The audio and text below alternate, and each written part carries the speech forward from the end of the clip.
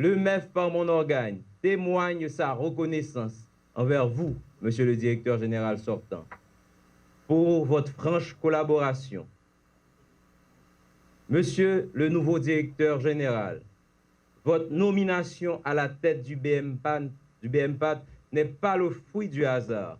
Elle répond à une vision, celle d'un État plus efficace, plus cohérent, plus dynamique, plus responsable dans la gestion des ressources publiques. Au fil des années, cette institution s'est retrouvée au cœur de mécanismes complexes, notamment dans le domaine de la gestion des produits pétroliers. Si ces interventions ont pu répondre à des besoins conjoncturels, elles ont également contribué à mettre en péril la mission essentielle de l'institution et à l'exposer à des risques importants, tant sur le plan financier que sur le plan managérial. Le BMPAD est l'organisme d'État par excellence en matière de monétisation des programmes d'aide au développement. Une gestion axée sur les résultats en sera faite en vue d'améliorer les conditions d'existence des populations qui se trouvent aujourd'hui entre l'enclume de l'insécurité et le marteau du désespoir. Je donne l'assurance que sous mon leadership, le Bureau de monétisation des programmes d'aide au développement, à l'instar de la ruche laborieuse, œuvrera sans relâche dans la complémentarité des tâches afin de contribuer efficacement à la matérialisation des engagements du gouvernement. 9 années de travail acharné, de combat quotidien, de résilience et de résultats. 9 années au service de cette institution et à travers elle, au service de la République.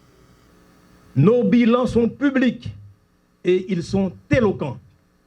Permettez-moi d'évoquer l'un des chantiers, des chapitres dont je suis le plus fier, et ce, avec les résultats manifestes. Sous mon administration, 5 cargaisons de riz japonais ont été reçues et monétisées à chaque occasion. Les montants exigés par l'ambassade du Japon et le programme KR ont été non seulement atteints, mais largement et systématiquement dépassés. Chaque goutte supplémentaire ainsi générée a été orientée vers des projets de développement au bénéfice du peuple haïtien. Ce n'est pas de la gestion ordinaire, c'est de la gestion d'excellence. Ce résultat exceptionnel n'est pas passé inaperçu.